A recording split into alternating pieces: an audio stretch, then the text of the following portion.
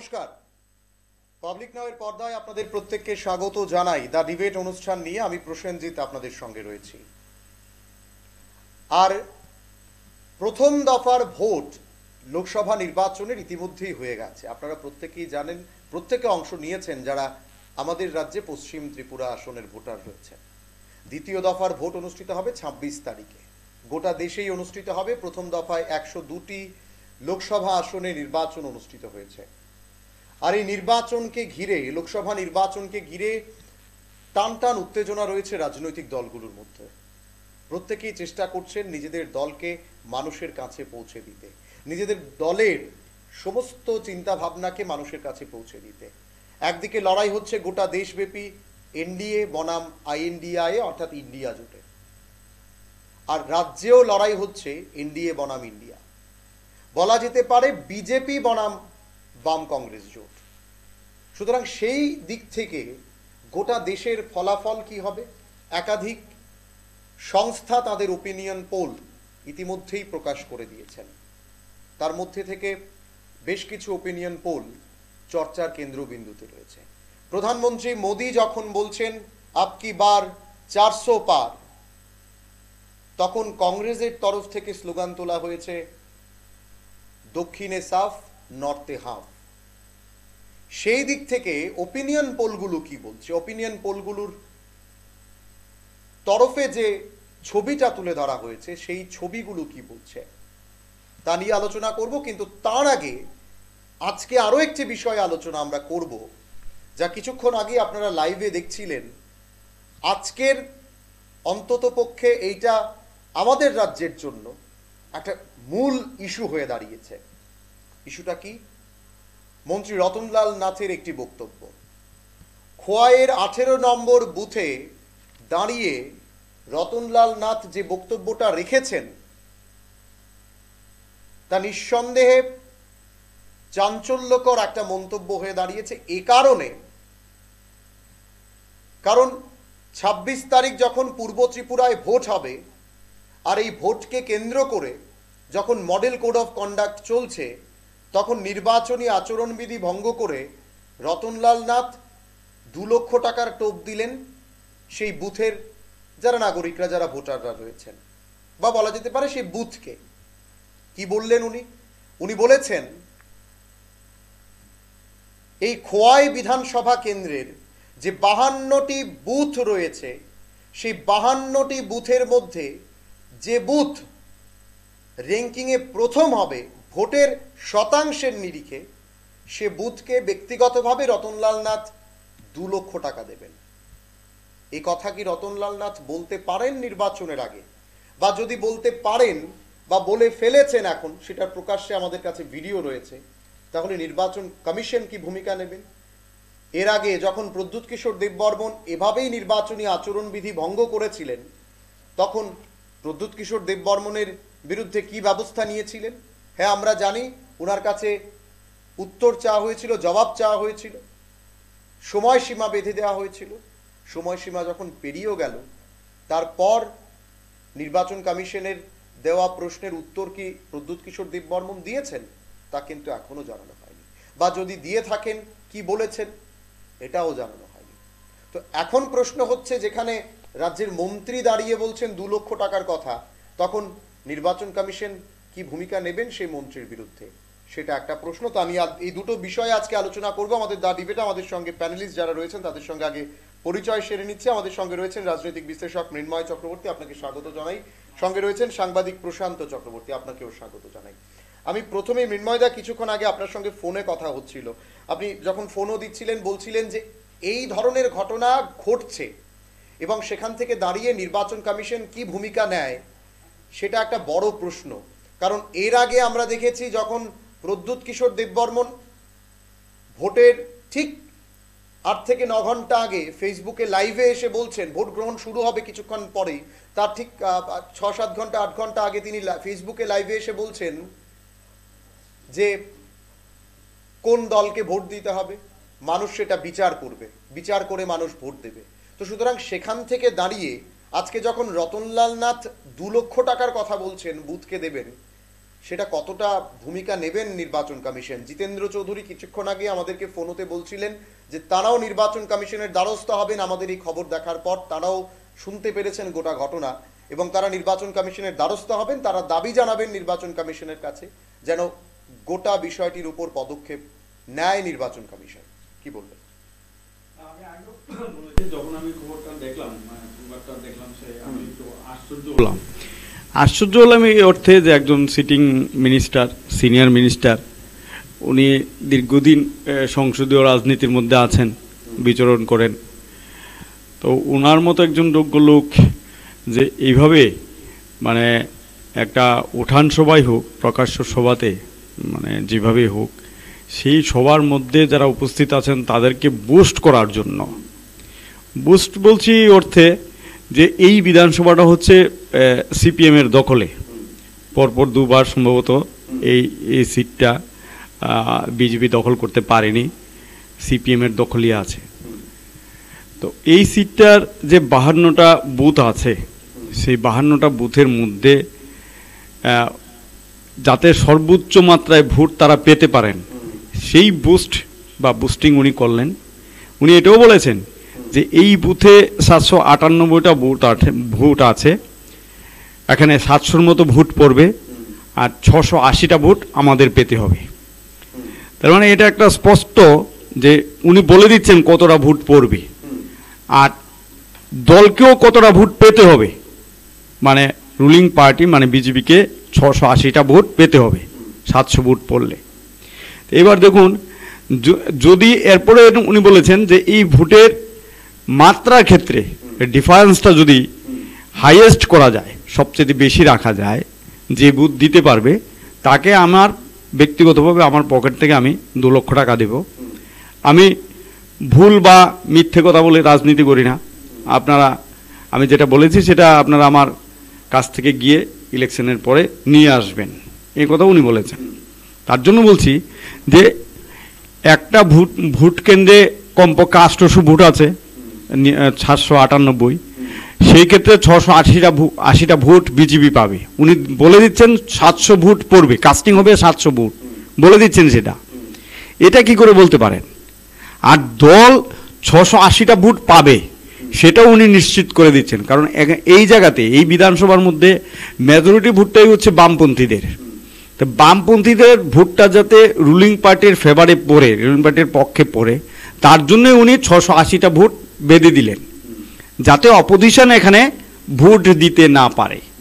টাকার প্রশ্নটা এই জায়গায়, টাকা দিয়ে ভোট কেনা, এটা হচ্ছে কর্মীদেরকে আমরা বললাম, উনি কর্মীদের বলেছেন তোমরা এই ভোটটা আনতে পারলে আমি তোমাদের টাকা দেব। কর্মীদের বুস্ট করার জন্য, অনেক বেশি উৎসাহিত করার জন্য উনি বিষয়টা বলেছেন। আর কর্মীদেরকে উনি যেটা নির্দেশ দিয়েছেন সেটা হচ্ছে অপোজিশনের ভোটটা আমাদের পক্ষে আনতে হবে। তো অপোজিশনের ভোটটা যদি রুলিং পার্টির পক্ষে আনতে হয়, বিজেপির পক্ষে আনতে হয়, তাহলে অপোজিশন কেন্দ্রে ভোট কেন্দ্রে যেতে পারবে না, তারা ভোট দিতে পারবে না, তাদের পুলিং এজেন্ট বুথ কেন্দ্রে ঢুকতে পারবে না। এই যে আপনার বিষয়গুলো আছে, 100 মিটারের বাইরেই এগুলি আটকে দেবে। 100 মিটার কেন? 19 তারিখে যে ইলেকশনটা হলো, নির্বাচনটা হলো পশ্চিম ত্রিপুরার, 100 মিটারের মধ্যেই যারা পুলিং এজেন্ট হিসেবে সকাল 5:30 6টার মধ্যে পুলিং বুথে গেলেন, তাদেরকেই আপনার রুলিং পার্টির লোকরা গলা ধাক্কা দিয়ে, থ্রেট দিয়ে আপনার ইলেকশন সেন্টার থেকে, বুথ কেন্দ্র থেকে বের করে দিলেন। তো এটা তো ত্রিপুরা রাজ্যে ঘটেছে। আর ওনারাও যেটা বলছেন যে না, তার রুলিং অপোজিশনের এখানে লোক দিতে পারেনি, এইগুলি মিথ্যা প্রচার। হ্যাঁ, এই মিথ্যা প্রচারের ক্ষেত্রে আমরা যথোপযুক্ত ব্যবস্থা আমরা নিয়েছি, আমরা অনুসন্ধান করে দেখেছি এগুলি সব ফলস।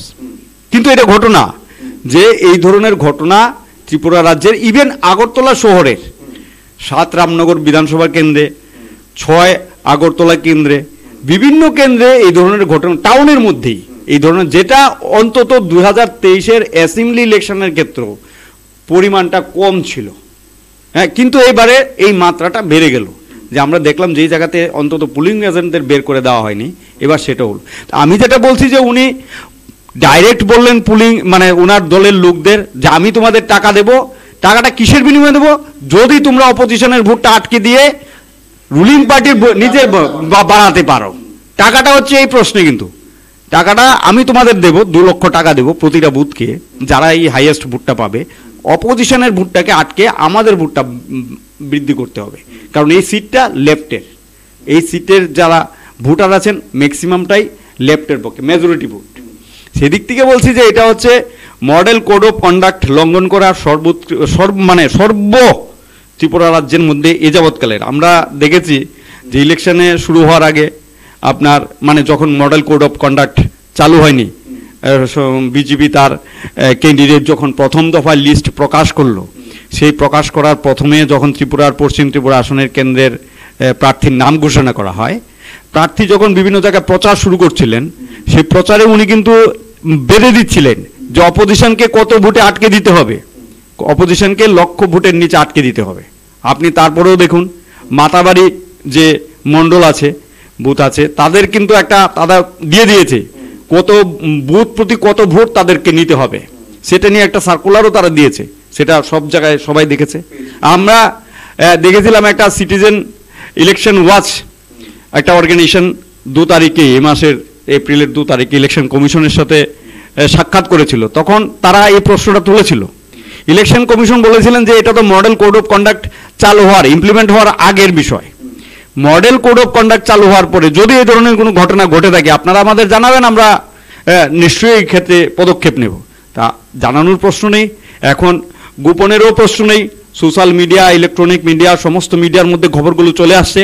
কিন্তু ইলেকশন কমিশনের যে ভূমিকা ত্রিপুরা রাজ্যে, বা আমি ত্রিপুরা রাজ্য বলছি এই পার্টিকুলার ঘটনার জন্য, ত্রিপুরা রাজ্যে ইলেকশন কমিশনের এর আগে যে ঘটনাটা আমরা দেখলাম, তিপ্রামথার যিনি স্বঘোষিত যিনি লিডার নেতৃত্ব, উনি যখন আপনার লাইভ করলেন সোশ্যাল মিডিয়ার মধ্যে, ওনাকে একটা সময় দেওয়া হলো যে আপনি তার জন্য একটা উত্তর দিন। উনি কি উত্তর দিলেন, উনার বিরুদ্ধে ইলেকশন কমিশন কি স্টেপস নিল, সেটা কিন্তু জানা গেল না, মানুষ এখনো জানতে পারেনি, যারা ভুক্তভোগী তারা এখনো জানতে পারেনি। তার জন্যই বলছি ইলেকশন কমিশনের কাছে মানুষের প্রত্যাশা থাকে, আর ইলেকশন কমিশন যে সেই প্রত্যাশায় উত্তীর্ণ হয়েছেন সেটা কিন্তু মানুষ সরকারি যে সংস্থা, আপনার CSDS লোকরীতি, তাদের কাছে অনুসন্ধানে তাদের যে ইনভেস্টিগেশনে বলেছে 51% মানুষ কিন্তু বলেছে ইলেকশন কমিশনের উপর নির্ভর করা যায় না, আস্থা রাখা যায় না, সেটা কিন্তু আবারও প্রমাণিত হচ্ছে। আর শুধুমাত্র ত্রিপুরা না, আমি তার সাথে ত্রিপুরা না সারা ভারতবর্ষ যুক্ত করছি। সারা ভারতবর্ষে আপনি দেখুন প্রধানমন্ত্রী পর্যন্ত আপনার যেই ধরনের বক্তব্য রাখছেন, কালকে রাজস্থানে রেখেছেন, 21 তারিখে রাজস্থানে রেখেছেন, সেই জায়গায় কি রেখেছেন উনি রেখেছেন যে কংগ্রেস ভারতবর্ষের মানুষদের সম্পত্তি, স্বর্ণ সম্পত্তি এসব বিক্রি করে পয়সা দেওয়ার কথা বলেছিল। এই পয়সা কাদের দেওয়ার কথা বলেছে? যারা দেশে যারা ঘুষবেটিয়া, যারা অনুপ্রবেশকারী, যারা বেশি সন্তানের জন্ম দেয়, যারা ধর্মীয়গতভাবে একটা রিলিজিয়াস মাইনরিটির মধ্যে পড়ে, এই ধরনের বক্তব্য রেখে উনি বলেছেন যে কংগ্রেস তো তাদের ম্যানিফেস্টোটা এই ম্যানিফেস্টোর ব্যাখ্যা করতে গিয়ে উনি এগুলি বলছেন। তো এটা হচ্ছে একটা সাম্প্রদায়িক ঘৃণ্য রাজনীতির বহিঃপ্রকাশ, যেটা ইলেকশনের সময় আপনি করতে পারেন না। আপনি জনপ্রতিনিধি হিসেবে 1951 সালের যে পিপলস রিপ্রেজেন্টেটিভ অ্যাক্ট আছে, তার মধ্যে 123 নম্বর ধারা মডেল কোড অফ কন্ডাক্ট, সেটির মধ্যেও আপনি কিন্তু পড়েন, কিন্তু ইলেকশন কমিশনের কোনো হেলদোল আছে সেসব নেই। কিন্তু অপোজিশন যদি চুন করতে পান থেকে চুন খসে যায়, তাহলে ইলেকশন কমিশন খড়গহস্ত হয়ে যায়। কংগ্রেসের একজন লিডারকে, স্পোক্স পার্সনকেই আপনার 48 ঘন্টার জন্য নিলম্বিত করে দিল। তার জন্যই বলছি যে ইলেকশন কমিশন কি রাজ্য কি ন্যাশনাল, তারা অন্তত পক্ষে সেটা এখনো পর্যন্ত তাদের যে নিরপেক্ষ পজিশন, দলের বাইরে যে দলেরই হোক, সেই দলের বাইরে তারা এখনো ভূমিকা রাখতে পারে। এই আপনি রাজনৈতিকভাবে যেভাবে এই গোটা রাজ্যের রাজনীতিটা দেখছেন, ঠিক একইভাবে সাংবাদিক হিসেবে যদি আপনার কাছ থেকে আমি জানতে চাই যে এই মুহূর্তে রতনলাল নাথের এই বক্তব্য ভোটারদের কতটা প্রভাবিত করতে পারে, বিশেষ করে যে বুথে দাঁড়িয়ে তিনি এই কথাটা বললেন। এখন তো কম্পিটিশন শুরু হবে যে কোন বুথে কতখানি লিড নেওয়া যায়, কত বেশি আমি ভোটারদেরকে, একটা হচ্ছে গিয়ে দলের প্রতি বা ওই দল কি কাজ করছে, কতটা ভালো কাজ করছে, সেটার ভিত্তিতে আমি মানুষকে বলবো যে তুমি আমার দলকে ভালোবাসো, আমার দলকে ভোট দাও। আরেকটা হচ্ছে আমার বুথে 2 লক্ষ টাকা আসবে, এই কম্পিটিশনে যেতে গিয়ে আমি এখন মানুষকে কত বেশি আমি এখন মানুষের উপর প্রভাব করব যে তুমি আমার দলকেই ভোট দাও, বা যারা বিরোধী দলের মানসিকতা নিয়ে চলে, যারা বিরোধী দলকে ভোট দিতে যায় বা চায় বিরোধী দলকে ভোট দিতে, তাদেরকে আটকে আমার দলের ভোটটাকে পার্সেন্টেজটাকে বাড়ানো, এই কম্পিটিশন তো শুরু হয়ে যাবে এখন খোয়ায়। আসলে বুঝতে হবে কেন রতনবাবু এই কথাগুলো বলেছেন। প্রথম কথা হচ্ছে, যদি লক্ষ্য করি আমরা, গত বেশ কয়েক মাস ধরে রতনবাবু কিন্তু প্রচারে নেই। একটা আমার মনে হয়েছে যে রতনবাবু খুব ডেসপারেটলি চেয়েছেন যে কোনোভাবেই হোক তিনি যেন আবার প্রচারের আলোয় ফিরে আসেন। এবং সেক্ষেত্রে কি করা যাবে? সেক্ষেত্রে এমন একটা কিছু করতে হবে যা নিয়ে রাজ্য রাজনীতিতে পাড়ায় পাড়ায়, মহল্লায়, গ্রামে গঞ্জে, সর্বত্র সমাজের প্রতিটা অংশে একটা আলোচনা শুরু হয়ে যাবে। এবং আজকের এই ঘটনায় তিনি কিন্তু দারুণভাবে সফল। এবং আমরা এখানে কথা বলছি, বিভিন্ন মিডিয়ায় কথা আরম্ভ হয়ে গেছে, রতননাথের নাম কিন্তু ছড়াচ্ছে, আলোচিত হচ্ছে। ফলে তিনি আবার প্রচারের আলোয় ফিরে এসছেন। এক। 2 নম্বর যেটা জিনিস, সেটা হচ্ছে এমন কোনো কাজ হয়তো হয়নি যা তিনি বলতে পারেন, যার ভিত্তিতে তিনি ভোট চাইতে পারেন, যার ভিত্তিতে তিনি দলের কর্মীদের বলতে পারেন যে এগুলি গিয়ে লোককে বলো যাতে আমাদের ভোটটা দেয়। তিনি বলতে পারছেন না, এমন কোনো জিনিস ওনাদের কাছে নেই। ফলে ওই গাজোয়ারি বিষয়টা চলে এসছে যে তোমাদের এই ভোটটা আমাকে এনে দিতে হবে, আর এনে দেবার জন্য তোমরা যে পরিশ্রম করবে তার জন্য আমার পকেট থেকে আমি 2 লক্ষ টাকা করে দেব। এখন প্রশ্ন অনেকগুলো চলে আসবে যে তাহলে ওনার কাছে কত টাকা আছে, তিনি তার কতগুলোকে দেবেন? এখানে যে যতগুলো বুথ আছে সবগুলো বুথের যা আমরা হিসাব করি তাহলে তো একটা বিশাল অ্যামাউন্ট, কোত্থেকে পাবেন তিনি এই টাকাটা? তো এগুলি বলার পেছনে তিনি আগে বা পেছনে কিছু চিন্তা করেছেন বলে আমার মনে হয় না। শুধুমাত্র প্রচারের আলোয় চলে আসা এবং গাজরি কথাবার্তা বলে ভোটারদের বিপক্ষের রাজনীতির যারা সঙ্গে যারা যুক্ত দলকর্মী তাদেরকে ভীত সন্ত্রস্ত করা এবং নিজের দলের কর্মীদের উজ্জীবিত করার জন্যই তিনি এটা করেছেন। এখন এর পরিপ্রেক্ষিতে কি হবে?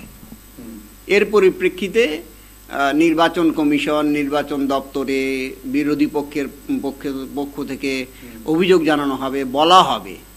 কিন্তু নির্বাচন কমিশনের ওপরে কি আমরা খুব বেশি আস্থা রাখতে পারি? পারি না। কেন পারি না? সিটিজেন ইলেকশন ওয়াচ বলে একটি সংস্থা, সেটা গিয়েছিল চিফ ইলেকটোরাল অফিসারের সঙ্গে দেখা করে, একটি স্মারকলিপি দেওয়া হয়েছিল, সেখানে 10-12টি পয়েন্ট ছিল এবং সবগুলি ছিল 2023-এর নির্বাচনের পরিপ্রেক্ষিতে আগে পরে ঘটে যাওয়া বিভিন্ন ঘটনার নিয়ে। এবং সেক্ষেত্রে নির্বাচন কমিশনকে বলা হয়েছিল যে আপনারা তৎপর হন, আপনারা কোন কোন বিষয়ে নজর দেওয়ার দরকার সেগুলি বলা হয়েছিল। আমরা এবার কি দেখলাম? আমরা এই যে ভোটটা গেল 19শে এপ্রিলের ভোটে আমরা যে অবস্থা দেখলাম তাতে মনে হয়েছে যে গণতন্ত্রকে এমনভাবে গলা টিপে ধরার এমন একটা প্রয়াস, সেটা বোধহয় জরুরি অবস্থাকালীন যে সময়, সে সময়ে এতটা লক্ষ্য করেছি বলে আমার মনে হয়নি। বৃদ্ধ, যুবক, যুবতী, তাদের সবাইকেই নানাভাবে হেনস্থা করা হলো, ভোট কেন্দ্রে যেতে দেওয়া হলো না, পুলিং এজেন্টদের বের করে দেওয়া হলো, মারধর করা হলো, এমনকি সন্ধ্যাবেলা বাড়িতে গিয়েও মারা হলো। নির্বাচন কমিশনের এর পরের বিবৃতিটা কি? যে না, কোথাও কিছু হয়নি, আমরা সন্তুষ্ট, সুতরাং ভোট ভালো হয়েছে।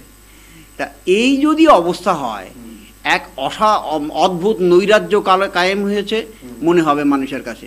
বিশেষ করে সভ্য সমাজ এবং দেশের যারা শিক্ষার আলোকে আলোকিত হয়েছেন, যারা সংবিধান, গণতন্ত্র, সমাজবোধে বিশ্বাসী, তারা কি করবেন? তারা বুঝবেন যে আর বোধহয় যে সংস্কৃতিটা আমরা 1947 সালের স্বাধীনতার পরবর্তী সময়ে তৈরি করেছিলাম, যে আমার ভোট আমি দেব, আমার গণতান্ত্রিক অধিকার আমি প্রয়োগ করব এবং সংবিধান আমাকে যে অধিকারটা দিয়েছে সে অধিকার আমি প্রয়োগ করতে পারবো, সেই জায়গা থেকে মানুষ সরে আসছে। এবং এটা যে সরে আসছে, 19শে এপ্রিল হয়তো বা অনেকের সন্দেহ ছিল যে এটা ঠিকই কি হয়েছে, আজকে রতনবাবু তা পরিষ্কার করে দিলেন। রতনবাবু টুর্নামেন্টের মতো উনি পুরস্কার ঘোষণা করছেন। উনি বলছেন যে বুথ আমাকে বেশি ভোট এনে দেবে, শতাংশের নিরিখে তাকে 2 লক্ষ টাকা দেবেন উনি। এটা তো বললাম যে তিনি আসলে এটা পরিষ্কার করে দিলেন যে গা জোয়ারি আমরা করবই, তোমাদের টাকা দেব, তোমাদের আরো হয়তো অন্য কিছু বলবেন তিনি ঘরোয়াভাবে, আমি ঠিক এটা বলছি না। তা টাকা দেব তোমাদের, তোমরা আনন্দ ফুর্তি করো বা যাই করো, তোমরা আমাকে ভোটটা এনে দাও। ভোট কিভাবে এনে দেবে সেটা তো তোমাদের ব্যাপার। অর্থাৎ গাজোয়ারি করো, কোনো অসুবিধা নেই। নির্বাচন কমিশন আমাদের পকেটে রয়েছে, আমাদের কথাই শুনবে, বিরোধীদের কথা শুনবে না। সুতরাং তোমরা আমাকে ভোটটা এনে দাও। কেন আনতে হবে?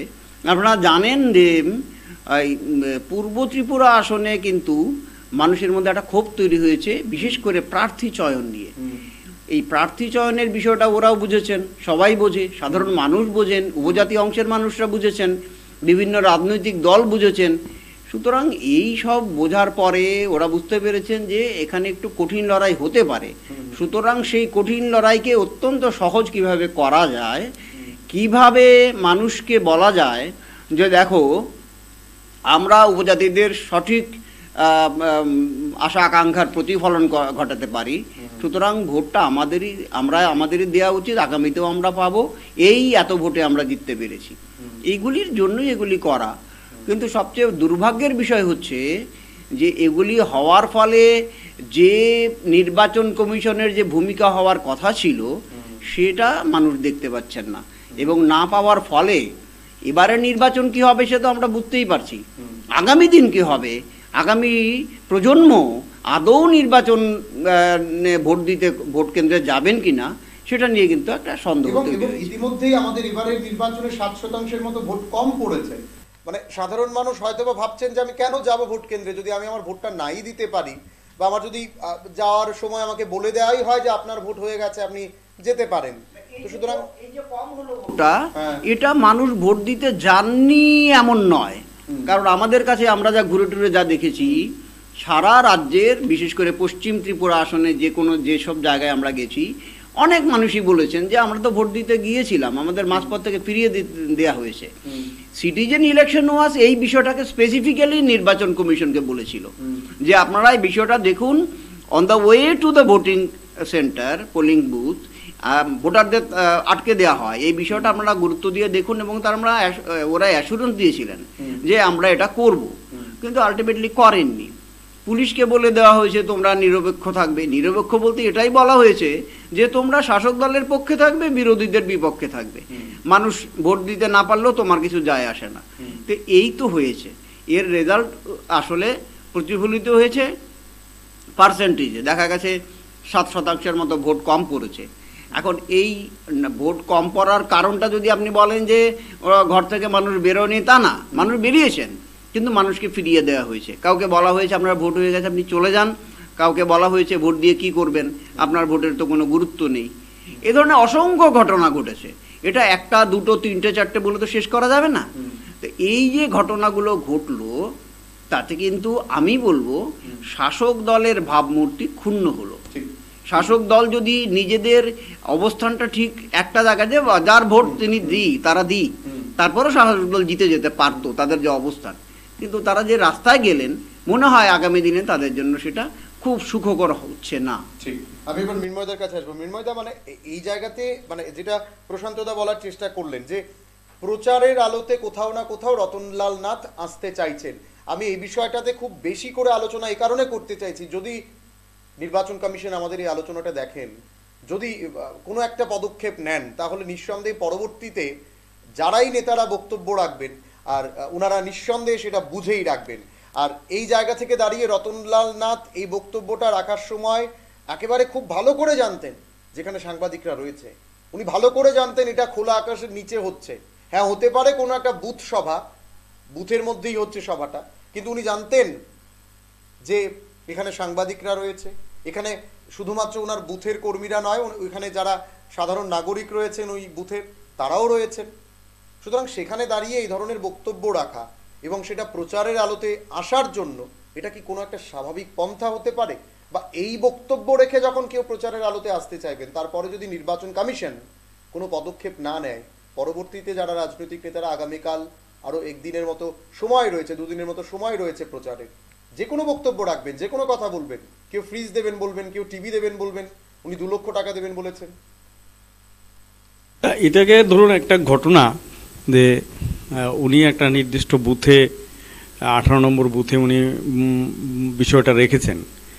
তা আমার যেটা মনে হয় এটাকে সারা স্টেটেই মানে পূর্ব ত্রিপুরা আসনের জন্য, হ্যাঁ, যে ভোটের যদি কোনো ঘাটতি থাকে, তাদের পলিটিক্যাল পজিশনের ক্ষেত্রে মানুষের মধ্যে, ভোটারদের মধ্যে একটা কনফিউশন আছে এই অর্থে যে ক্যান্ডিডেটটা দিয়েছেন, যোগান দিয়েছেন তিপ্রামথা, আর তার মাথার উপর আছে পদ্মফুল। এখন যারা তিপ্রামথার লোক, তারা কি পদ্মফুলে ভোট দেবেন না তিপ্রামথায় ভোট দেবেন? এই যে একটা কনফিউশন তাদের মধ্যে বিরাজ করছে, এই কনফিউশনটাকে তো ধরুন থিওরিটিক্যালি পলিটিক্যালি আপনি এটাকে মিনিমাইজ করতে পারেন না, মানে রুলিং পার্টি সেটা করতে পারেনি। আমরা এটা দেখেছি যে নির্বাচন যত এগিয়ে আসছে, যত দিন এগিয়ে আসছিল তারা কিছুটা হাঁটাচলা করতে শুরু করেছেন, কিন্তু নির্বাচন ঘোষণা হওয়ার পরেও তাদের এই প্রার্থীকে নিয়ে 2 দলের মধ্যে বা 3 দলের মধ্যে যে যৌথ প্রচার, সেটা আমরা দেখেছি খুব শ্লথ গতিরই ছিল। তো এই যে কনফিউশন থেকে দূর করার জন্য যদি কোথাও একটা আপনার অশনি সংকেত থেকে থাকে ভোটের ক্ষেত্রে, সেটা যাতে না ঘটে, সেই অশনি সংকেত যাতে না ঘটে, মানে তারা যাতে না হারেন, তাদের ভোটটা যাতে না কমে যায়, তার জন্য একটা বুথ থেকে এই মেসেজটা দেওয়া হলো যে তোমরা অপোজিশনের ভোটটাকে নিজেদের পক্ষে নিয়ে আসো। এটা হচ্ছে মূল মেসেজ। আপনি এটা, আমি তো বললাম এটা হচ্ছে আপনার একটা কনসাস প্ল্যান মাফিক যে কোনো একজন, আপনি দেখেন এটা এরে গেড়ে লোক না, একটা সিনিয়র রেসপন্সিবল এবং অনেক বেশি দায়িত্বশীল একজন সংসদীয় রাজনীতির ক্ষেত্রে অভিজ্ঞ লোককে দিয়ে এই কথাটা বলানো হলো। উনি এই কাজটা করলেন, একটা বুথে এই কাজটা করলেন। এটা তো এখন উনি জানেন, এটা তারা সবাই জানে যে এটা মানে ইতিমধ্যেই সর্বত্র প্রচার হয়ে যাবে, মানে সংবাদ মাধ্যম থেকে সোশ্যাল মিডিয়া থেকে শুরু করে তাদের র্যাঙ্কস এন্ড ফাইল সর্বত্র। যারা এতদিন এটা জানতো না যে এটা করতে হবে, এটা ছিল এতদিন পর্যন্ত যার এলাকায় তার, কিন্তু এখন এটা হচ্ছে একটা জেনারেল লাইন যে আমাকে অপোজিশনের যে ভোটটা আছে সেই ভোটটা আমার পক্ষে টেনে আনতে হবে। তার জন্য দল বলছে না, ব্যক্তিগতভাবে প্রত্যেকেই তোমাকে পুরস্কৃত করবে। এই যে উজ্জীবিত করা, এই যে একটা লাইন দিয়ে দেওয়া, সেই কাজটা এখানে করা হয়েছে। এতদিন এটা ছিল চুপি সারে, খুল্লুম খুল্লা এতটা ছিল না, কিন্তু এখন এটা খুল্লুম খুল্লা হয়ে গেল এবং অফিসিয়াল বলে দেওয়া হলো। শুধুমাত্র যে উনি এই বুথের জন্য বলেছেন ব্যাপারটা না, এটা হচ্ছে সারা পূর্ব ত্রিপুরা আসনের জন্য এটা হচ্ছে মেসেজ যে অপোজিশন যাতে ভোট না দিতে পারে, আমাদের ভোটটা যাতে এদিকে চলে আসে, হ্যাঁ, আর যাতে ছাপ্পা ভোটের ব্যাপারটা অনেক বেশি তড়িৎ গতিতে করা যায়। কারণ অপোজিশন যদি ভোট না দিতে আসে তো ভোট কেন্দ্র তো আমরা দখল করবই। ভোট কেন্দ্র তো এবারেও দখল হয়েছে, মানে সাধারণভাবে কোনো প্রিসাইডিং অফিসার হয়তো করেননি, আপনারা দেখেছেন। মাইক্রো অবজারভাররা কি রিপোর্ট দেবেন সেটা নিয়েও তারা দ্বিধাদ্বন্দ্বে আছেন। কি ধরনের, যে প্রিসাইডিং অফিসার, যে মাইক্রো অবজারভার এই রিপোর্টটা দিতে যাবেন, তাদের তো গরদানটা থাকবে না সাধারণভাবেই, একটা প্রশাসনের একটা দলগতভাবে। সেদিক থেকে এটা চুপ থাকার ব্যাপার।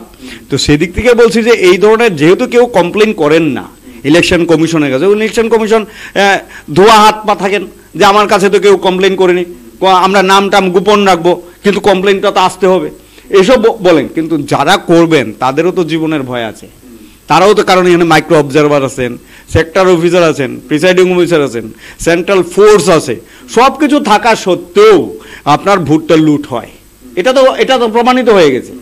সেই দিক থেকে বলছি যে এটা আরও যাতে সুষ্ঠুভাবে করানো যায়, যাতে কোনো ধরনের র্যাঙ্কস এন্ড ফাইল কর্মীরা যারা এই কাজটা করেন তারা যাতে কোনো ধরনের মানে দ্বিধাদ্বন্দ্বে না থাকেন, তার জন্য এটা একটা স্পষ্ট মেসেজ দিয়ে দেওয়া হলো। আমি একবার যদি সম্ভব হয় রতননাথের সেই বক্তব্যটা একবার শোনাবো, যেটা আজকে খোয়াইয়ে তিনি বলেছেন। খোয়াইয়ের 18 নম্বর বুথে তিনি যে বক্তব্যটা আজকে রেখেছেন, নিঃসন্দেহে সেটা প্রত্যেকের আমি দেখাবো। কারণ এই কারণে আমি আরও একবার বলছি, যদি এই বক্তব্যটা দেখে নির্বাচন কমিশন কোনো পদক্ষেপ নেয়।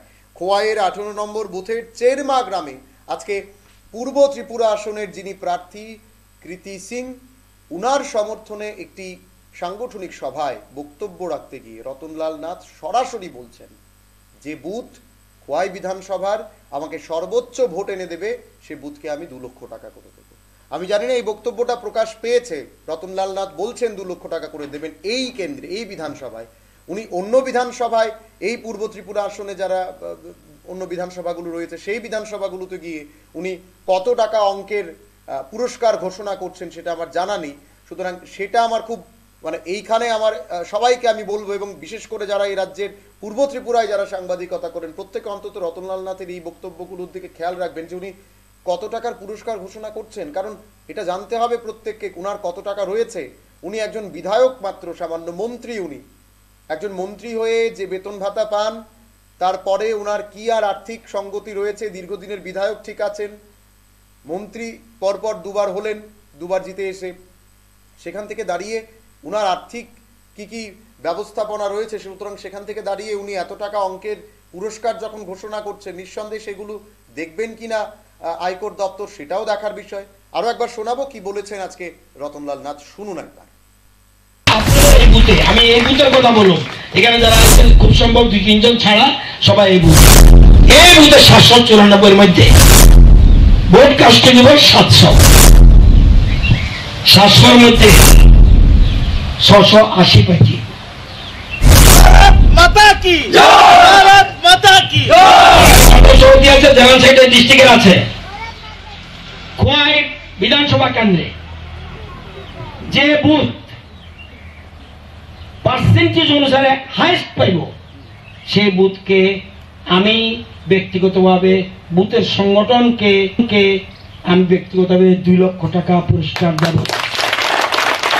52টার মধ্যে যে বুথ, ভালো করে বুঝছেন, 52টার মধ্যে যে বুথ হাইস্ট গ্যাপ রাখতে পারবো পার্সেন্টেজ অনুসারে, সেটা যদি সিঙ্গিছড়া হয় সিঙ্গিছড়া, যদি 18 হয় 18, সে যদি 1 হয় 1 থেকে সেই বুথের সংগঠনকে ওই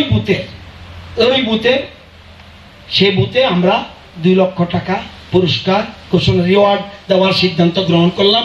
এটা আমার থেকে নিয়ে এবার তোমরা দিবা।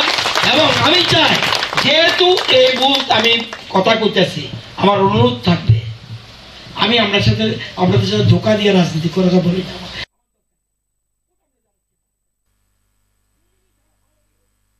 আপনারা শুনলেন রতনলাল নাথের সে বক্তব্য, যে বক্তব্যকে ঘিরেই আজকে এতটা আলোচনা করছি আমরা।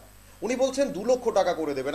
আমি প্রশান্তদার কাছে আসবো। প্রশান্তদা, আমি এই আলোচনাটা এই প্রশ্ন দিয়ে আমি শেষ করব যে একজন বিধায়ক, হ্যাঁ উনি দীর্ঘদিনের বিধায়ক সেটা আমরা বলছি, উনি 2বার মন্ত্রী হলেন জয়ী হয়ে আসার পর, রাজ্য বিজেপির একজন অন্যতম চেহারা, যিনি দীর্ঘদিন বিভিন্ন দল ছেড়ে কংগ্রেস তারপর বিজেপিতে এসে তিনি ভালো একটা পজিশন পেয়েছেন, খুব ভালো পজিশনে আছেন, ওনার ছেলে একজন চিকিৎসক, সব ঠিক আছে। কিন্তু একজন বিধায়কের বেতন ভাতা তো অত বেশি নয় যে 2 লক্ষ টাকা উনি বুথে দিয়ে দেবেন ভোট বেশি দিলে। তো এই ক্ষেত্রে একদিকে যখন উনি নির্বাচনী আচরণবিধিটা লঙ্ঘন করলেন, ঠিক একইভাবে যেভাবে বিরোধী বিধায়ক, বিরোধী নেতা, মন্ত্রী বিভিন্ন রাজ্যে আমরা দেখি, ইডি, সিবিআই, একাধিক যারা সংস্থা রয়েছেন তারা এতটাই তৎপর থাকে, তারা হড়হড়িয়ে একজন মুখ্যমন্ত্রীকে তুলে নিয়ে জেলে পুরে দিচ্ছেন। সুতরাং রাজ্যের একজন মন্ত্রী, বিজেপির মন্ত্রী, শাসকের মন্ত্রী, তিনি যখন বলছেন 2 লক্ষ টাকা দেবেন, উনি এইটা হয়তো বা প্রকাশ পেয়েছে, আমি জানি না এই রতনলাল নাথ এই খোয়াই বিধানসভায় বা এই পূর্ব ত্রিপুরা আসনের কোন কোন বিধানসভায় গিয়ে কত টাকা, কত অঙ্কের টাকা পুরস্কার ঘোষণা করে এসছেন সেটা এখন প্রশ্ন হবে, কারণ একটা প্রকাশ পেয়েছে, আরো কটা প্রকাশের বাকি। সুতরাং ওনার অর্থরাশি কত, উনি কত টাকা জমিয়েছেন, ওনার এই অর্থরাশিগুলো কোত্থেকে আসছে? নাকি বিধায়ক তহবিল থেকে দিয়ে দেবেন 2 লক্ষ টাকা করে, তাও দলের জন্য? প্রশ্ন তো থাকছে, কোথা থেকে দেবেন এই 2 লক্ষ টাকা? কি বলবেন? সিবিআই কি দেখবে বা ইডি কি নিঃসন্দেহে যাবে এই অন্তত এই প্রশ্নটা করতে যে আপনার এই অর্থরাশিটা কোথা থেকে এলো? প্রশ্নই কেউ করবে না, কোনো প্রশ্নই কেউ করবে না। তিনি যেটা করেছেন আজকে, সেটা তিনি তার বুথ অনেকগুলো বুথ রয়েছে, তো সবগুলো বুথ, সবগুলি কেন্দ্রে তিনি একটা কম্পিটিশন তৈরি করে দিয়েছেন। তার যে দলের কর্মীরা তাদের বলেছেন, তারা প্রত্যেকে এখন যদি নেমে পড়ে কাজে, যে আমরা প্রত্যেকেই 2 লক্ষ টাকার জন্য আমরাও চেষ্টা করব যে কত বেশি ভোট শাসক দলের বুথে, শাসক দলের পক্ষে আনা যায়। এখন এটা করতে গিয়ে তারা কি করবেন? তারা মানুষের কাছে যাবেন, বিনীত অনুরোধ করবেন, ব্যাপারটা এমন নয়। তারা ওইটাই করবেন, ছাপ্পা ভোট কিংবা গাজোয়ারি ব্যাপারটা বারগুলি করবেন, সেটার জন্যই তিনি বলেছেন। এখন ওনার কাছে ইডিও যাবে না, সিবিআইও যাবে না, ইনকাম ট্যাক্স যাবে না, এই নির্বাচন কমিশনও ওনার কিছু করবেন না। এগুলিই হয়, এগুলি হয়ে আসছে গত 4-5টা নির্বাচনে আমরা দেখছি যে বিশেষ করে শাসক দলে যারা আছেন তারা যা মনে হচ্ছে তাই বলতে পারছেন, ওদের অবাধ স্বাধীনতা রয়েছে। আর অন্যদিকে যারা বিরোধী দল তারা নানাভাবে এসব থেকে বঞ্চিত হচ্ছেন। যাই হোক, এটা না করাই ভালো, না বাঞ্ছনীয় নয়ও। কিন্তু রতনবাবু এটা বলে যেটা করেছেন, তিনি হয়তো বা কম্পিটিশন তৈরি করে দিতে পেরেছেন দলের কর্মীদের মধ্যে, কিন্তু উপজাতি সমাজ কি এতটাই বোকা যে উনি যা বলবেন, ওনারা যা বলবেন তাতেই ওরা নাচবে? এই ক্ষেত্রে কিন্তু আমার একটু সন্দেহ আছে। এটা কতখানি সহজ হবে, কতখানি উপজাতি সমাজ এটা মেনে নেবে। কারণ আমি আগেই বলেছি যে বিজেপির প্রার্থী নিয়ে উপজাতিদের মধ্যে নানা রকমের মতভেদ আছে, মতবিরোধ আছে, বিভিন্ন রকমের উষ্মা প্রকাশ করেছেন অনেকেই, ক্ষোভ প্রকাশ করেছেন অনেকেই। বিশেষ করে আমরা দেখেছি পূর্ব আসনে যে প্রচারের যে ঢেউ, তা কিন্তু এখনও তেমনভাবে ওঠেনি শাসক দলের পক্ষে। অন্যদিকে বিরোধী দলের যে ইন্ডিয়া জোট, তারা যেভাবে ইউনাইটেডলি বিভিন্ন জায়গায় গিয়ে সভা করছেন, সেক্ষেত্রে মানুষের যা তাদের প্রতি যা সমর্থন লক্ষ্য করা গেছে, সেটা কিন্তু অশনি সংকেত শাসক দলের জন্য। এবং এটা এরা বুঝেছেন, হয়তো বুঝেই এইভাবে কম্পিটিশন তৈরি করে দলীয় কর্মীদের দিয়ে একটা বুথে বুথে যদি এইরকমভাবে গাজোয়ারি ব্যবস্থা তৈরি করা যায়, তাহলে বিরোধী দলের ভোটারদের আটকে দেওয়া যাবে এবং হয়তো বা তারা ভীত সন্ত্রস্ত হয়ে ভোট কেন্দ্রে আসবেন না, ফলে মার্জিনটা বেড়ে যেতে পারে, ব্যবধান বাড়বে। এসব করেই তিনি হয়তো বলেছেন। আর সবচেয়ে বড় কথা, আমি প্রথমে যেটা বলেছিলাম সেটাই কথা, যে তিনি জানেন তার কিছু হবে না, তিনি ফোকটে কিছু প্রচারও পেয়ে যাবেন এবং তার পাশে নির্বাচন কমিশনও থাকবে, ইনকাম ট্যাক্সও থাকবে, ইডিও থাকবে, সিবিআইও থাকবে এবং তার দলের তিনি যে গোষ্ঠীর সঙ্গে বিলংস করেন, যদি কোনো গোষ্ঠী হয়ে থাকে, সেই গোষ্ঠীরও তিনি অকুণ্ঠ সমর্থন পাবেন। এগুলিই তো চলছে। এগুলি করেই হয়তো বা তিনি ভেবেছেন তিনি খুব বড় কাজ করতে পেরেছেন, হয়তো দলের কাছেও তিনি বাহবা পাবেন, এটাই আমার মনে হচ্ছে। ঠিক। আমি একই প্রশ্ন মৃন্ময়দাকে দিয়ে শেষ করব। মৃন্ময়দা, রতননাথের আসলে এই সম্পত্তিটা কত, মানে কি হতে পারে? এই সম্পত্তিটা কি বিচার করবে সিবিআই, ইডি? এই কথাটা বলার পর যে 2 লক্ষ টাকা দেবেন, নিঃসন্দেহে উনি অন্য বুথেও বলেছেন এই কম্পিটিশন উনি করাচ্ছেন, এই টুর্নামেন্ট উনি করাচ্ছেন, এটা টুর্নামেন্ট হয়ে গেছে। তো মানে নির্বাচন টুর্নামেন্টের মতো চলছে, মানে আমাকে ভোট দিন, আমাকে বেশি ভোট এনে দিন, রান বেশি তুলে দিন, আমি 2 লক্ষ টাকা করে পুরস্কার দেবো, বা বাইক দেবো, স্কুটি দেবো, গাড়ি দেবো। আমরা বিভিন্ন সময় দেখি বিভিন্ন আমাদের টুর্নামেন্টগুলো হয়ে থাকে ক্রিকেটের। নির্বাচনটাকে টুর্নামেন্টে পরিণত করলেন রতনলাল নাথ 2 লক্ষ টাকা ঘোষণা করে, পুরস্কার ঘোষণা করে। সুতরাং মানে ওনার আক্ষরিক অর্থে ওনার আর্থিক সম্পত্তি কতখানি রয়েছে সেটা কি প্রশ্ন হবে না এখন এই মুহূর্তে দাঁড়িয়ে? আমাদের রাজ্যের বিরোধী দলগুলো তুলবে কি এই প্রশ্নগুলো? সাধারণভাবে মানে রাজনৈতিক দলের যারা নেতৃত্ব থাকেন, তাদের যে ইলেকশনের সময় তারা যে ইলেকশন কমিশনের কাছে যে এফিডেভিটটা দেন তাদের আয় সম্পর্কে, তো সেই আয় সম্পর্কে যে তারা এফিডেভিটটা দেন সেটা কত শতাংশ সত্য, সেটা একটা প্রশ্ন। এখন ধরুন কেউ যদি আপনার তথ্যভিত্তিক তথ্য দিয়ে প্রমাণ মানে অভিযোগ দায়ের করতে পারে বা মামলা করতে পারে, যাই কিছু হোক, সেটা যদি করতে পারে নিশ্চয়ই আইন এটা দেখবে।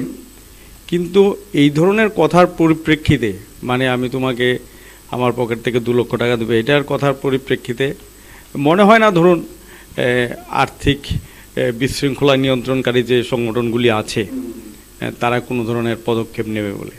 কারণ বিজেপি যে অর্গানাইজেশনটা, সেটা হচ্ছে অপোজিশন করাপশন করলো কি করলো না, তারা নিজেরাই অপোজিশনের উপর করাপশনের লেভেলটা লাগিয়ে দেয়, লাগিয়ে দিয়ে আপনার সিবিআই, ইডি, ইনকাম ট্যাক্স দেয়, ব্যবসায়ীদের দেয়, লাগিয়ে দিল। যদি তুমি আমার ফান্ডে টাকা দাও তাহলে তোমাকে ব্যবসায়ীদের ক্ষেত্রে ছাড়, যদি রাজনৈতিক দল হয়, রাজনৈতিক ব্যক্তি হয়, তাহলে তুমি আমার দলে চলে আসো, কারণ আমারটা হচ্ছে সবচেয়ে বড় ভালো ডিটারজেন্ট দিয়ে একটা ওয়াশিং মেশিন আছে, এখানে তুমি পরিষ্কার হয়ে যাবে। তো সেদিক থেকে উনি তো রুলিং পার্টিরই লোক, কোন আর রুলিং পার্টির লোককে আপনার মিনিস্টারকে ইডি সিবিআই ইনকাম ট্যাক্স গিয়ে ধাওয়া করবে? কোন রাজনৈতিক নেতার বিরুদ্ধে আপনার কে মামলা করবে? সাধারণভাবে আপনি দেখুন, যারা ভোটে যারা দাঁড়ান, ভোটে যারা কাজ করেন, তারাই ইলেকশন কমিশনের কাছে কমপ্লেন করার ক্ষেত্রে দ্বিধাগ্রস্ত থাকেন। আমরা যারা দেখি, আমি নিজে হলে এরকম হতাম সাধারণভাবেই। সবার কাছে প্রাণের ভয় আছে, কে আপনার পরিস্থিতিটা এরকম হয়ে গেছে, মানে আপনার কথা বলার যে অধিকার, সেই অধিকারটা এখন আর নেই। মানে আমরা ভারতবর্ষ স্বাধীন এটা আমরা মনে করি, কিন্তু বাস্তবে ভারতবর্ষটা এখন অঘোষিত জরুরি অবস্থাতেই আছে। জরুরি অবস্থা ছিল 2 বছর 2.5 বছরের একটা সময় রাজনৈতিকভাবে, এখন এটা রাজনৈতিক, অর্থনৈতিক, সামাজিক সমস্ত দিক থেকে একটা অঘোষিত জরুরি অবস্থা। আপনার আমার কথা বলার ক্ষেত্রেও একটা বাধ্যবাধকতা আছে, কতটুকু বলবো, কতটুকু যাব না যাব, সেদিক থেকে বলছি যে এটা নিয়ে বেশি কিছু হবে না।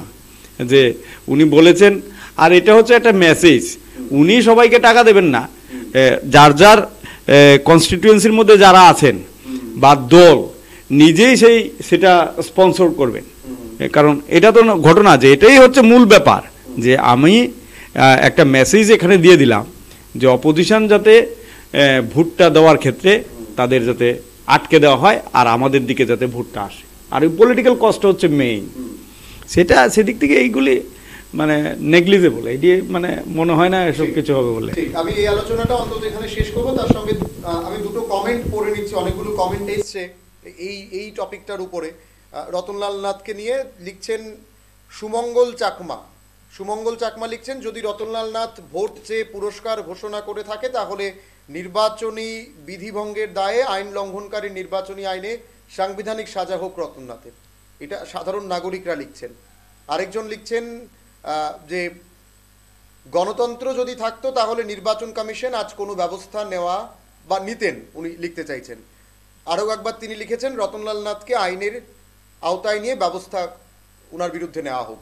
সুতরাং সাধারণ মানুষ এই বক্তব্যের পর, রতনলাল নাথের বক্তব্যের পর এই কমেন্টসগুলো কিন্তু তারা করছেন। সুতরাং রতনবাবু প্রচারের আলোকে কতটা আসতে চাইলেন অন্তত এই বক্তব্যের মাধ্যমে, সেটার থেকে বড় প্রশ্ন হচ্ছে উনি কিভাবে একজন দায়িত্বপ্রাপ্ত দায়িত্ববান নাগরিক, তার চাইতে বড় কথা দীর্ঘ সময়ের বিধায়ক, রাজ্য মন্ত্রিসভার একজন গুরুত্বপূর্ণ মন্ত্রী, গুরুত্বপূর্ণ চেহারা হয়েও যখন তিনি প্রকাশ্যে বলছেন এই ধরনের কথা, যখন নির্বাচনকে উনি টুর্নামেন্টে পরিণত করে দিয়ে পুরস্কার ঘোষণা করছেন, তখন সেখানে এই প্রশ্নগুলো আমরা তুললাম। এখন দেখার বিষয় নির্বাচন কমিশন এই আলোচনার পর, এই খবর প্রকাশের পর কতটা গুরুত্ব দিয়ে এই বিষয়টিকে দেখেন, এবং রাজ্যের প্রধান বিরোধী দলনেতা জিতেন্দ্র চৌধুরী যে দাবি জানিয়েছেন যে ওনাকে আগামী 2 দিনের জন্য যে নির্বাচনের প্রচার কাজ রয়েছে, সেই প্রচার কাজ থেকে ওনাকে বিরত রাখা হোক, যে দাবিটা আমাদের এই সংবাদ মাধ্যমের মাধ্যমে রাজ্যের প্রধান বিরোধী দলনেতা রেখেছেন,